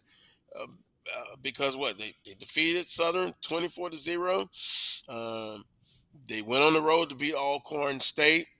That situation, it probably was this close for a change there. And it still may happen. But I think they've improved this season. And if I'm Coach Granger, and I call him Coach Granger, I would consider a lot of things, but I'm on the outside looking in as far as the football program. But I think they've been, and it's debatable. I'd put them on the most improved list. Can you think of anybody else that could be on the most improved list? Maybe Alabama State. Yeah, that was my pick. Yeah. That because So again, those I was two. wrong there Yeah. too.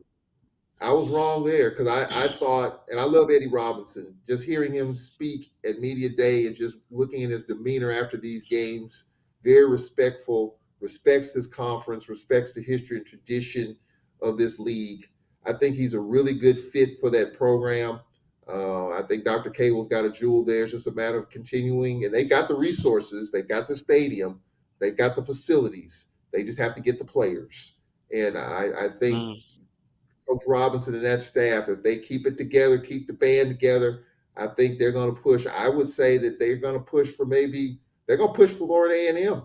I think for the second best team in the East. I think that's going to be I mean, those two schools are only 4 hours apart, so that's a pretty good rivalry, Bama State and FAMU. Eddie Robinson Jr., that program surprised the heck out of me, beating Howard in the MEAC SWAC, trailing Texas Southern on the road, winning the Magic City. I mean, you can give him a lifetime contract right now if you could after winning the Magic City. Oh, come on. No. Yeah, I know you're being facetious I know. because that's where you get in trouble with I that. knew you lean back on that one, Carlos. but no, Eddie Robinson Jr. is doing a nice job, and they have surprised the heck out of me. And he's doing it very quietly too. There's not a lot. You're not talking a lot about Alabama State. And I'm sure there's one side of Coach Robinson that's a little disappointed that you're not, but I'm sure there's another side of him that says that's okay. Don't talk about us. We're just gonna show up and play football and win some football games. And so I think that's my surprise for sure, without a doubt. Alabama State in my mind. I was wrong about him. I thought there was a lot of disjointed pieces there, but he has brought that thing together pretty quickly. And if they continue on the right path, I think they're gonna push. Maybe for the number 2 seed in the East, going forward, which is a good thing considering where they've been. And they say a lot of times a team reflects the personality of the coach. Coach Robinson, a nice guy, but their team has a toughness, an edge on them. You know what I'm saying? Yeah. And that after that Jackson State game and the press conference, and you kind of look at him and meeting him in Birmingham, kind of mild mannered, but his team doesn't play that way. Right. So it's a good thing. And at SWAC Football Media Day, I came up to Dr. Cable and I was like, Dr. Cable, when is Southern going to be back on Alabama State schedule? And he had this interesting smile on his face and a twinkle in his eye. He said, news is coming. I say, well, the way you're saying that, it makes me think next year. So I'll look for that 23 schedule. But he did offer me this. He said the game will be in Montgomery. So I've got to be there, Charles. I haven't been to that stadium. I've been to Montgomery. But all of that to say this, I think they have the program going in the right direction with Coach Robinson. And guess what? I've been one of the big guys that's saying, well, look, hey, a coach that doesn't have coaching experience, although they play in the NFL, but he seems to have the program going in the right direction. So, yeah, Texas Southern, Alabama State, most improved. And look, the other thing too, Carlos, when you're talking about head coaches, and you've preached this forever, you're always a big assistant coach guy. You love to make sure assistants are taken care of, and you got And to have no program opportunities. can win. They have opportunities, but you also have to have a good assistant coaching staff behind you as the head coach. There's no question. You talked about Coach Sanders and Coach Thurman. There's no doubt in my mind that Eddie Robinson Jr. has pretty good assistant coaching staff behind him as well to help him, because he's a first year, head coach at this level. So you got to have that cocoon around you to help keep you on the straight and narrow. And I think, I think McKinney has it. No question, Coach Sanders has it, and Eddie Robinson Jr. has it there. So when you have that, and you're the head and you've got good assistants to help you, I think that also leads to something pretty special as well. I think you're seeing that in this conference. Also, I'm going to throw this out quickly. The two best defensive coordinators based on the season so far, Thurman at Jackson State, I'm going to nominate Coach Henry Miller for Southern University, because you look at the stats across the board. I mean, let's face it.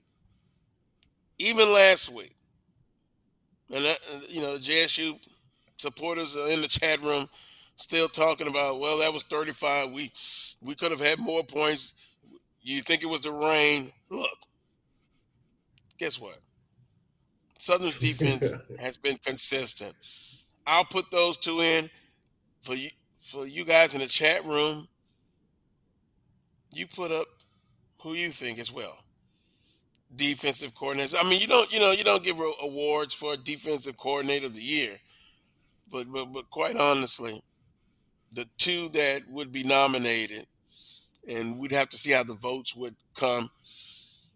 Dennis, and I'll say this: I don't know if he aspires to be a head coach on the collegiate level, but if I'm Pine Bluff, I guess I won't get accused of tampering, will I, Charles? I'm talking to him, just to get the gauge his interest. How many coordinators will have the opportunity or would want the opportunity to move up and be a head coach? T.C. Taylor, I'm thinking he applies for the Arkansas Pine Bluff job. I think of those guys who have paid the price, give them an opportunity when opportunities present themselves. But of course, it's the universities. It's their choice, their decision, Charles, to make it. Closing comments, Charles, as we get out of here. Yeah, I definitely agree with that. You're going to see a lot of movement in this offseason. I mean, we'll see what happens with UAPB and some other programs, but this is a big Saturday. The Western Division, the West has not been decided. You got some teams on the outside looking in. You got some teams that are just hoping to see some other teams fall, and in about 12 hours, things could really get heated and juiced up in the Western Division. So I'm looking forward to seeing how it all falls. And basketball season starts this week, Carlos. So definitely a lot more to talk about. Right. I'll reach out to the basketball analyst on the Coach Brown Show, Coach Van Pettaway. It's time for his presence again. By the way, folks, Charles has 0 when he goes against Southern University. Can he continue that streak?